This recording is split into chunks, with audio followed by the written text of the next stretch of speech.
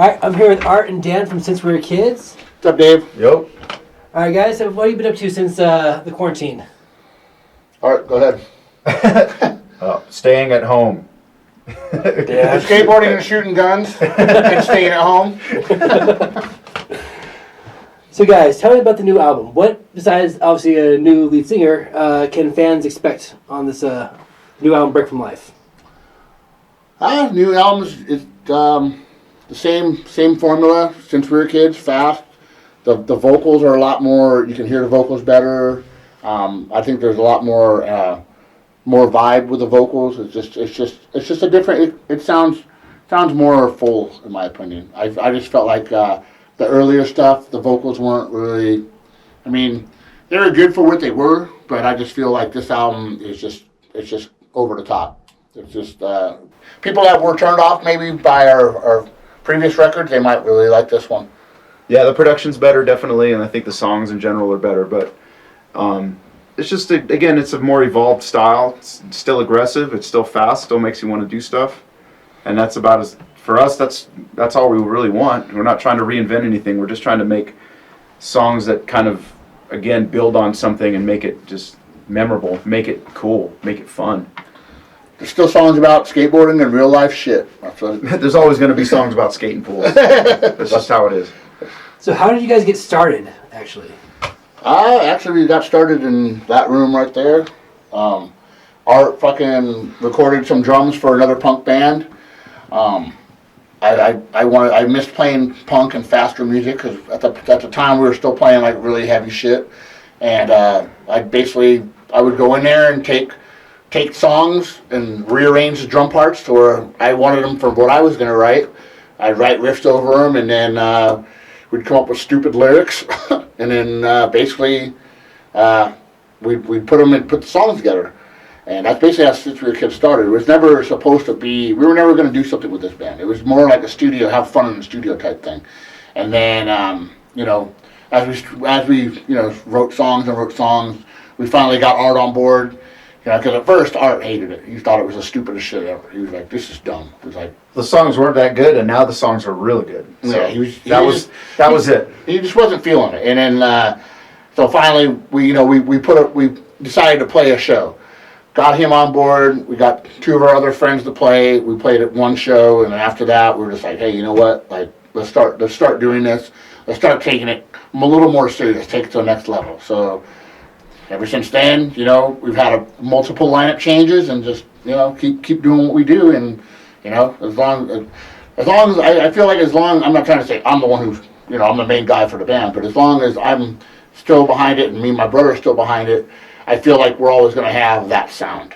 Our bass player we have a new bass player named Mike. He's been with the band for over a year now, a couple of years now. A couple years now. And since the beginning. When we first moved out to the desert, he was in a band called Spittin' on Cops. Awesome bass player, and he has a lot of history out here. And we always wanted to be in a band with him. And now we finally get our chance. And a lot of the stuff on the new record, he wrote a lot of the bass stuff. Because on previous records, I pretty much wrote everything, like the guitars and bass, now we have Mike writing, some of the bass stuff. So yeah, this new record is gonna be pretty fucking cool. So for people who are not familiar with your band, what are some of your influences, or who are some other bands that you may sound similar to that fans of would be interested in you guys?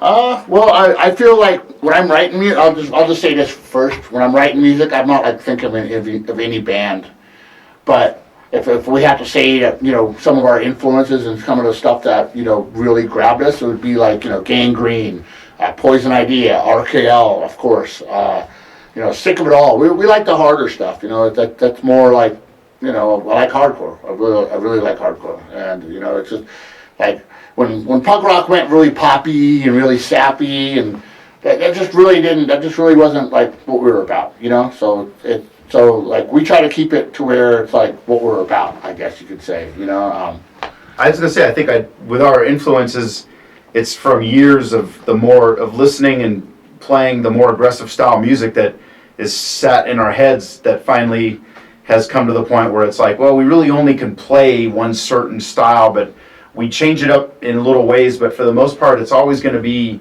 a little bit higher energy, a little bit more aggressive sounding, and just not so sappy. It's going to be melodic, but not very sappy. We're not going to overdo stuff. So it's like, in general, I just think our influence comes from all the music we listen to, which is the bands that he listened to and all the other hardcore and punk rock stuff that we like. And it's usually, it falls in the harder category, not so much the poppier and boring categories, but all of that higher energy stuff. It's built this vocabulary where when we sit down to start writing music, we just have these ideas, and it's not necessarily stealing riffs or stealing ideas. It's just coming from that frame of reference. It's like, oh man, we need to come up with something like this, and then these ideas come together. And then again, the songs aren't rocket science. We're not reinventing anything. We're just trying to play more aggressive stuff and trying to make better aggressive stuff. And nothing against what people are doing. I mean, if you love what you're doing, you love what you're doing. Doesn't matter what anybody fucking thinks. But like as far as our point, where we come from, we come from a harder and more aggressive. We couldn't write those kinds of songs. we wouldn't do very well. It just wouldn't feel right, That's not our style. There's only one kind of song we can write, pretty much, and it's pretty much going to be an aggressive and fast one. And the lyrics are probably going to be about skateboarding, and if they're not, they're going to be about something else. But again, they're coming from that same standpoint, that same view. So what are some of your guys' plans for after the country is reopened here again? Oh, fuck, we'd like to get back on the fucking road and tour, and, I mean, since we were kids, we've done a lot of tours. We've been in Texas. We did a couple tours. Yeah. Up northwest, all the way to Texas. Seattle. I mean, we haven't made it to the East Coast yet, which I would like to do. We just, once this thing. But you got to remember, once this shit opens again, it ain't gonna be like you ain't gonna be able to go everywhere. You know what I mean? People are still gonna be afraid to come to shows. People are still afraid to be booking. There's not gonna be, it's gonna take a while for things to get back to how to even be halfway decent again. I think so. Do you care to share a little bit about your upcoming show in September that's pending right now? Yeah, I'm doing a show out in the middle of the desert. It's on my buddy's property. It's 5 acres. Basically, we found, we used to skate this pool. It's we thought it was an abandoned house.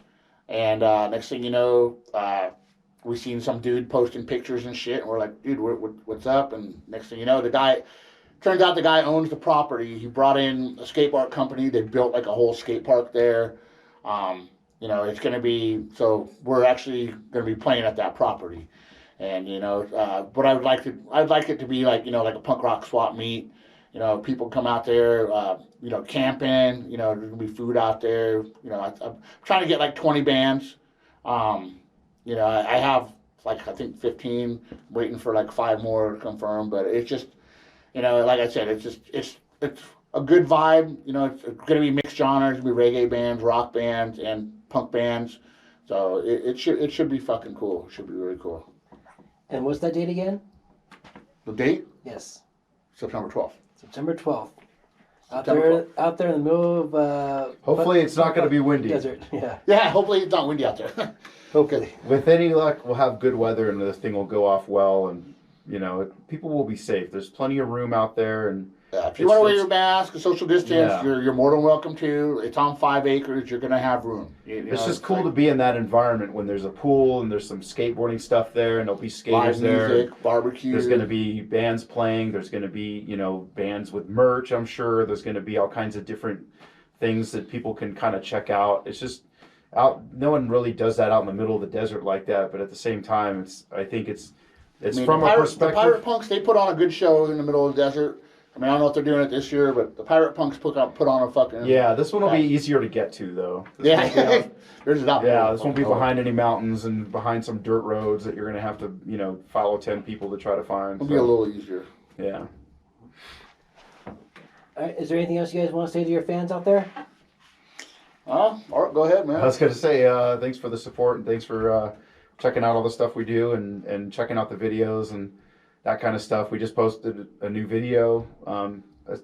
It's kind of an old song now. Obviously, the new record is kind of old to us, but it's definitely new, and we're happy with how that came out, and should be again. We're just happy that people have checked it out and are stoked on it. So, do you guys have any online stores where you could find your merchandise at? Yeah. We actually were doing. We actually have some limited stuff up on Social Revolt. It's part of the Covert Booking series. If you guys want to get some merch right now, we usually print our own merch, so we don't really have an online store. These guys are helping us out, and they're doing us a big favor. If you guys want to pick something up, please do. Cool shirt. If not, it's a new shirt design, and it's only going to be available there. Yeah. So if you need to spend your money on that, if you have your other stuff covered, then yeah, go support Social Revolt. There's other merch from TSOL, GBH, all kinds of other bands on there. JFA, I think's got stuff on JFA there. has some shit on So there. definitely check it out for some other cool stuff. But if you want to get something from us, that you can get it from there. Support that. But other than that, you know you can only really get the real stuff directly from us when you see us play live, and that's it. Yeah. So our stuff you can only get at shows. So yeah, put your money to good use and get something over there. yeah. We want to thank everybody that still supports the band, what we're about, and I hope everyone's being safe out there and skateboarding and having fun and living life. Hope to see everybody soon. That's it. You guys very much. Perfect.